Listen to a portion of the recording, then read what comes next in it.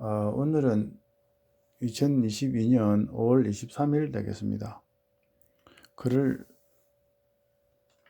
쭉 써놨는데 그냥 말로 하면 잊어먹고 싶어가지고 내가 써봤어요.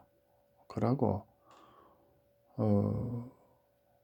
베트남 바캉스 영웅이었다가 좀 그렇지 않은 느낌 받기도 해서 내가 생각 좀 많이 해봤습니다. 그래서 생각해본 것을 적어봤고 여러분에게 하나 알려볼게요.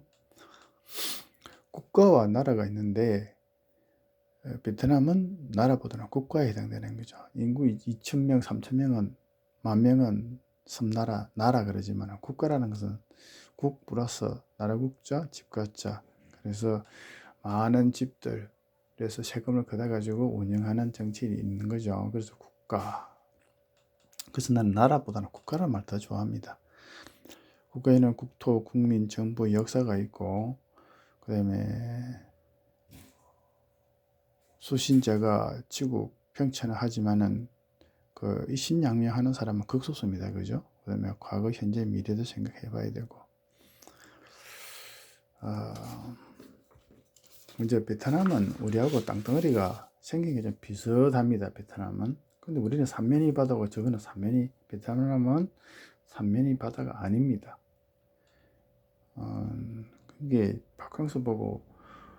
바캉스를 대하는 것이나 한국을 대하는 것을 보고 곰곰이 생각해 보면 이렇습니다. 베트남은 소쿠리배라는 게 있어요. 소쿠리배. 작은 배에다가 한 명 아니면 두 명 타가지고 왔다리 갔다리 놓으면은 지금 원하는 방향으로 갑니다. 근데 그 소쿠리배는 키가 없어요. 방향 키가 없어. 그 말 하려고 하는 거예요. 키. 자전거도 이제 살기 좀 괜찮으니까 걷는 것보다 하니까 자전거는 또 키가 없지만은 내 손에 달렸습니다. 양손이 움직임에 따라 가지고 앞발동 때문에 뒤로 가는 거죠. 근데 배는 키가 원래 뒤에 붙습니다. 비행기도 방향타는 뒤에 붙습니다. 근데 키가 있고 없고에 따라 가지고 또 그 소쿠리배를 역사적으로 길게 썼냐 짧게 썼냐에 따라 가지고 사람이 달라집니다. 소쿠리배를 사용한 지가 100년, 200년, 1000년이 되어버리면은 사람도 그에 따라서 익숙해지는 게 있고 섞어내는 게 생깁니다. 근데 소쿠리배를 잠깐 한 1, 2년 타다가 없어졌다. 타지 않게 되었다 하실 경우에는 소쿠리배 타는 습관, 소쿠리배 타는 경험이나 인식 변화 이런 게 많이 달라지죠. 농부하고 어부하고 비교했을 때 농부와 어부와 비교했을 때 그렇다죠. 그래서 그러면 소쿠리 방향타가 키가 있나 없나 봤을 때 첫째 인원수 키 있다, 키가 없다. 이렇게 봐야 돼. 비행기는 전투기는 한두 명 탔을 때에 여기 있을 때 키가 있습니다. 방향 있습니다. 배도 한 4명에서 5명 아니면 20명 타는 사람 배는 키가 있습니다. 꼬리처럼 그런 키가 있는 거죠. 방향을. 근데 소쿠리배처럼 작은 거 한 명에서 5명이나 한 명에 2명 타는 배는 키가 없습니다. 그리고 차는 한 명이 타든 10명이 타든 40명이 타든 키가 없습니다. 그것도 운전기사가 자전거와 똑같이 앞으로 좌회전 아니면 오른쪽 가면 우회전 하기에 따라 가지고 가게 되어 있죠.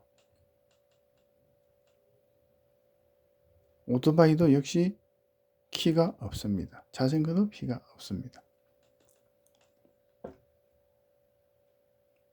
근데 오랫동안 60년 이상 식민지를 하고 10년 이상 전쟁을 한 베트남 입장에서는 이 국토, 국민, 정부 역사에 대해서 좀 생각해 볼 필요가 있어요. 그리고 이 비행기, 배, 차, 오토바이, 자전거를 하나, 둘, 셋, 넷, 다섯, 오물이라거든, 오물. 이 대해서 안다, 알고 있다, 안다, 알고 있다. 근데 탑승해봤나, 탑승 경험이 있나, 이 숫자는 적죠. 그래서 인식의 변화가 적습니다. 하지만은 베트남은 강은 되게 많아요. 한국보다도 더 많아, 억수로 많아. 그러면 소쿠리배 같은 거 작은 배를 타본 경험자가 많다는 거죠. 할아버지, 아버지, 현재 아들까지. 그러면 소쿠리배는 뭐 방향키가 없습니다. 방향키가 없는 거예요. 원하는 대로 가고 강물이나 바닷물이 위험하다 싶으면 자기는 피해서 살면 되는 거고, 원하는 대로 움직이는 거예요. 방향이 없어. 그래서 그 사람이 그 대학을 나오고 정치인이 됐을 때의 사고방식이 어떠할까, 철학이 어떠할까 생각해보자 이거지. 그리고 그 사람이 대학을 나오거나 경제인이 되거나 상인이 됐을 때의 사고방식이나 철학을 또 생각해보자 우리는.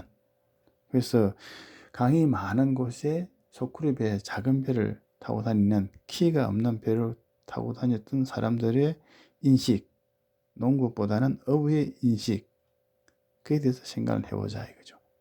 그러면 과거에서부터 현재까지는 그렇게 걸어다니다가 자전거를 타고 작은 배 타다가 좀 더 소쿠리배에서 좀 더 큰 배를 탔는데 변화가 있었는데, 현재에서 미래도 변화가 있어야 될 거 아니에요. 근데 현재에서 미래 변화가 없고 현재도 과거와 똑같은 그런 사고방식 가지고 있을 때는 200톤 배를 뭐 타고 다니고 1000톤 되는 배를 타고 다니더라도 소쿠리배에서 타고 다니던 그 사고방식 그냥 머무른다면 그 나라는 희망이 없다. 그 말 내가 하려고 하는 거예요. 그래서 베트남에서 박강서 감독님을 영웅, 파파 좋게 말하다가 또 안 좋게 막 말을 하는데, 그거는 소쿠리배 정신을 갖고 있어서 그래. 키가 없다는 거예요.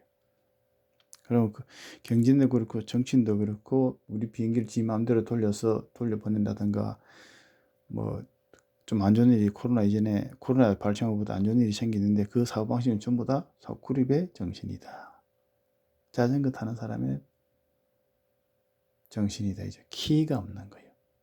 자전거는 키가 앞발통에 있는 거죠. 내가 오른손 양손을 하게 따라 가지고 뒤에 짐 실은 거나 뒤에 있는 사람도 같이 따라가 버리는 거예요. 자전거 정신, 자전거 타는 사람의 정신, 소쿠리배를 움직이는 어부의 정신. 그럼 어떻게 되냐? 자신자봉, 자기 자신을 믿고 자기 자신을 높이는데 당연해지고, 자기 욕심을 밝히는 데 있어서도 더더욱 당연해지는 거죠. 반대로 그 소쿠리배 익숙하지 못하다든가 소쿠리배를 타고도 고기도 못 잡고 강물이나 바닷물을 피하지 못해가지고 재난사고 당했다 했을 경우에는 욕하게 되는 거죠. 비난하게 되는 거죠. 고기를 적게 잡더라도 거짓말 하게 되고, 그래서 비난, 천대, 거짓이 쉽다는 거예요. 이게 내 결론입니다.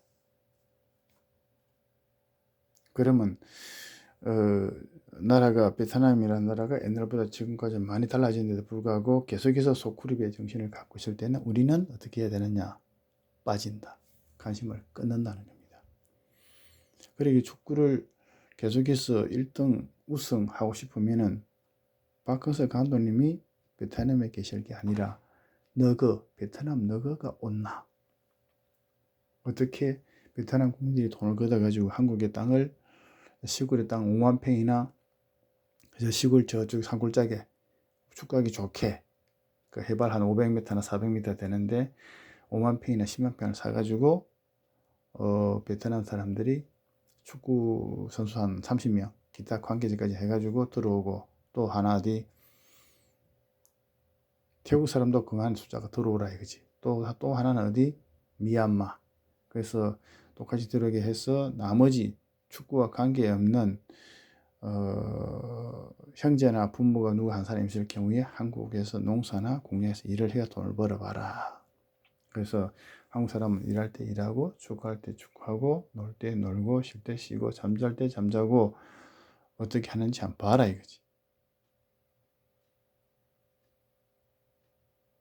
1등 해봤으니까, 축구 1등 해봤으니까 박항서 감독님이 계실 게 아니라, 그렇게 해서 박항서 감독을 대우해주고 싶으면 베트남은 돈을 걷어가지고 한국의 땅을 사거나 빌리거나 해서 축구장을 만들고, 베트남에서의 그 외롭고 힘들었던 것을 이제는 정리하고 한국에서 박항서 감독님이 축구도 할 수 있게끔, 계속해서 할 수 있게끔, 그리고 베트남 사람도 와서 배워라. 돈 내고 배워라 이거지. 땅도 베트남 사람들이 돈을 걷어가지고 국민들 세금으로 해든지 해가지고, 그래서 10년 동안 수고하면 또 10년 동안 나머지는 또 다른 나라 또 국민들이 축구 선수들이 와서 또 할 때 또 빌려주고 또 쓰면 되잖아. 그래서 거기는 그러한 5만 평이나 10만 평 땅을 하나 이렇게 구입해 주기를 바라고, 계속해서 축구가 이어지기를 바라고, 박광석 감독님은 계속해서 좋은 경기, 좋은 축구인을 만들어내는 데서도 일조가 되는, 하여튼 축구와 더불어 이름이 올라가는 방향으로 그렇게 했으면 좋겠다. 근데 배키, 소쿠리 배키 정신, 자생그 정신으로 베트남이 계속 있다면은 베트남은 차도 안 되고 비행기도 안 되고 전투기도 안 돼. 우리는 쓸데없이 베트남을 키워줄 필요가 없다. 왜냐?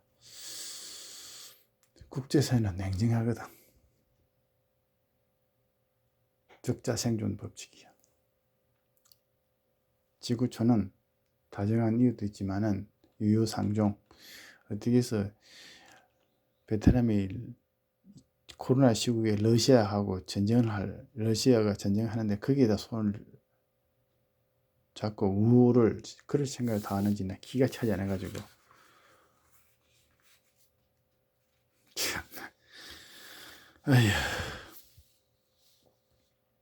하여튼 베트남에 대해서 생각해봤고 그냥 있으면 될 것 같지가 않아가지고 내가 이렇게 말을 합니다. 훗날 내 아들 딸도 알겠죠? 이 들으면은.